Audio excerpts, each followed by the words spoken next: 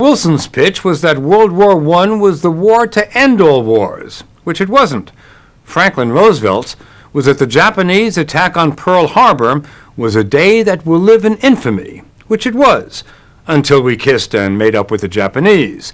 So this White House's pitch to go to war with Iraq is more or less an updated Madison Avenue version of the Spanish-American Wars, Remember the Maine, and the Revolutionary Wars, Don't Tread on Me.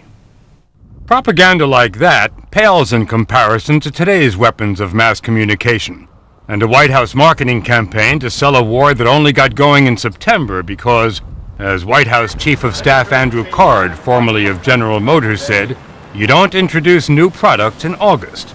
Harper's Magazine publisher John MacArthur, who wrote a book about the first Bush administration's selling of the first Gulf War, says he understands exactly where Andrew Card was coming from. You don't introduce a new product in August. You introduce it in the fall, which is the first quarter selling season for the car companies. And the new product he was referring to was a new policy about Iraq, which was about invading Iraq. About invading Iraq. It's you don't push that in August. You don't push that in August. Nobody's watching. Nobody's watching. You got to sell it in September, along with the new model year cars. The first Bush administration began mobilizing for war against Iraq after Saddam invaded Kuwait. That was a violation of international law, and a good reason to go to war, perhaps. But according to MacArthur, not a good enough way to sell it. They had to sell the American people with something more spectacular and something more gruesome. And this is what they found. They took the babies out of the incubators, took the incubators and left the children to die on the cold floor. She was known only as Naira, and she provided gruesome accounts of Iraqi brutality in Kuwait to Congress and to the United Nations just before both bodies voted to go to war with Iraq. The incubators. The baby incubator story became the war cry of the Bush administration. Babies pulled from incubators and scattered like firewood across the floor. There was only one problem with the story. It wasn't true. No babies were pulled from incubators in Kuwait City hospitals, but at the time, everyone believed the story. MacArthur, who broke the story, established that Naira was actually the Kuwaiti ambassador's daughter, and that she'd been coached by the Kuwaiti royal family's American PR firm, Hill & Knowlton. That was 12 years ago. But this September, with the kind of fanfare accompanying the launch of any new product, the president hit the campaign trail to make the case for waging war against Saddam. This is a man who has gassed his own people, used weapons of mass destruction on his own citizens. They've gassed their own people with weapons of mass destruction. He gassed his own people with weapons of mass destruction. It's generally assumed that Saddam does have chemical and biological weapons, but is he also on the verge of producing a nuclear bomb, as the president says he's tried to do in the past? I would remind you that when the inspectors first went into Iraq and were finally denied access, a report came out of the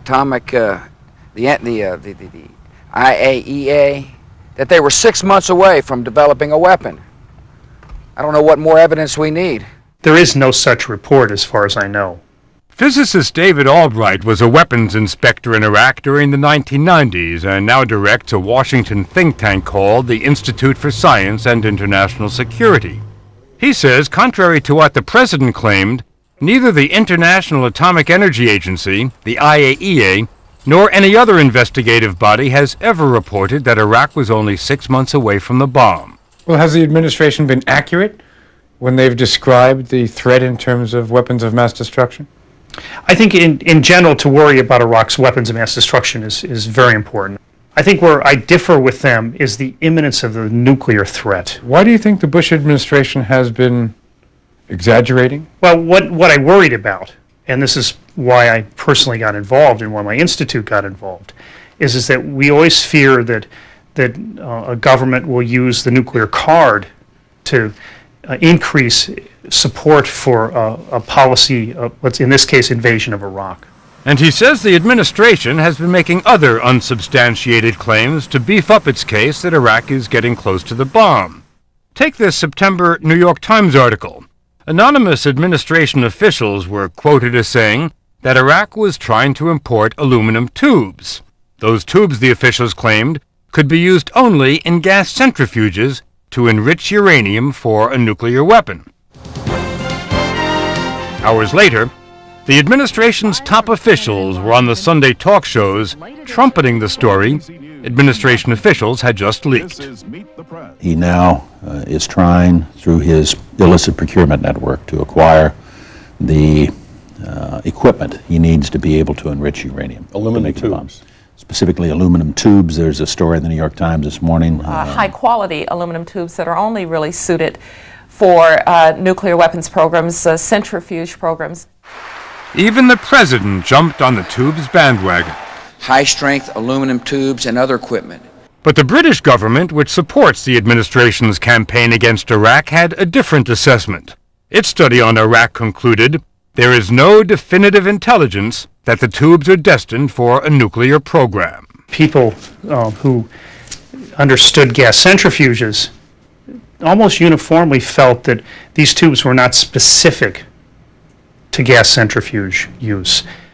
In fact, he says, even the U.S. government's weapons experts think the tubes are more suited to conventional military applications. It seems that what you're suggesting is that the administration's leak to the New York Times regarding aluminum tubes was misleading? Oh, I think it was. I think it was very misleading. So basically what you're saying is that whatever nugget of information comes across, the Bush administration puts it in a box labeled nuclear threat, whereas it could go many other places. That's how it looked, and that they were selectively picking information to bolster a case that the Iraqi nuclear threat was more imminent than it is, and in essence scare people.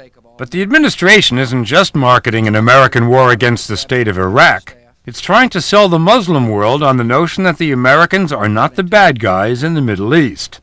That's why the State Department recruited Madison Avenue's Charlotte Beers to manage its account. Ms. Beers made her name selling Uncle Ben's rice. Now, as Undersecretary of State, her new product is America itself. People have said, well, is that what you really need to have? Didn't she used to sell Uncle Ben's rice? The answer is yes, she did. And didn't you buy Uncle Ben's rice? And that's exactly what I want. Somebody who can market our value system, somebody who can get out there and mix it up in the kind of world we're living in. Ms. Beers has produced a series of advertisements, $15 million worth, aimed at convincing the Muslim world that the war on terror and Iraq is not a war against Islam. My name is Abdul Hamouda. I'm the owner of Tiger Lebanese Bakery, located here in Toledo, Ohio. Hi, I'm Devyanti Farid. I'm a master's student majoring in broadcast journalism at the University of Missouri. In the ads, Muslim Americans talk about how good they have it in the USA. I've never gotten disrespected because I'm a Muslim. But most of the Muslim countries targeted by the ads have refused to run them. And Pakistani diplomat Hussein Haqqani, a visiting scholar at the Carnegie Endowment for International Peace, says the ads are selling the wrong product. If the U.S. objective was to promote immigration to the United States, then these are great ads. You are telling them you can be Muslims, you can practice your religion, and you can still live in the U.S. happily. I think any Madison Avenue person would know that if they are told to prepare a campaign for the wrong product, then there would be a problem. The product is the United States. The product is the United States policy, not the United States. Because the United States does not have a problem. The United States does not have a problem. U.S. policy does. And how do you tackle that? Norm Pattis, founder of Westwood One, the largest radio network in America, owned partly by Viacom, has been trying a new approach from Hollywood. He noted that very few people were tuning in to the Voice of America Arabic service. So he persuaded Congress to fund a new Arabic-language pop music station called Radio Sawa. Every half hour, the music is interrupted by a short, America-friendly news report. Radio Sawa can be heard everywhere from Cairo to Baghdad, and it's doing very well. For example, in the 8 months it's been on the air, it's become the most popular station among young people in Jordan. We asked Norm Pattis how he pulled it off. This is just basic blocking and tackling in my business. I'm not surprised by this at all. Okay, what I'm surprised by is that they love our product in the Middle East. They love us in the Middle East. They love our music, they love our movies, they love our blue jeans, they love everything about us except our policy. Right. They hate our policy. Right. Now, are you addressing that? Well, yes, but we're doing it in a different way. Since everything that you said was absolutely correct, is absolutely correct, that they don't like our policy, we don't lead with our policy. So he leads with music, but that doesn't make the policy go away. And while some in the Middle East understand America's war on terror, they don't see what that has to do with invading Iraq. The administration has been trying to make a link to implicate Saddam Hussein in the attacks of September 11. And they've been pointing to an alleged meeting between Mohammed Atta, the lead hijacker, and an Iraqi intelligence officer in the Czech capital of Prague. We have reporting that places him in Prague with a senior Iraqi intelligence official a few months before the attack on the World Trade Center. I've seen no evidence. There's no entry documents. There's no photographs of him there. There's no witnesses that knew him that said he was there. Bob Baer spent 16 years as an undercover agent for the CIA in the Middle East, including Iraq. Earlier this year, he was asked by a leading law firm which is suing the Iraqi government to look for evidence that the meeting took place. So you looked and you did not find? No. And I reported that we couldn't prove it. And there's a lot of CIA people out there trying to help on this case using old contacts, and we couldn't come up with it.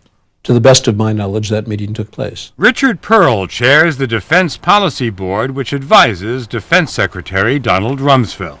The information that was conveyed to us about that meeting was very convincing at the time. The FBI, the CIA, and Czech intelligence have all quietly backed away from the notion that such a meeting took place. I don't think we should overemphasize the importance of that meeting. Everything that this administration is doing with respect to Saddam Hussein, it would be quite right to do even if no such meeting had ever taken place. Even if no such meeting had ever taken place.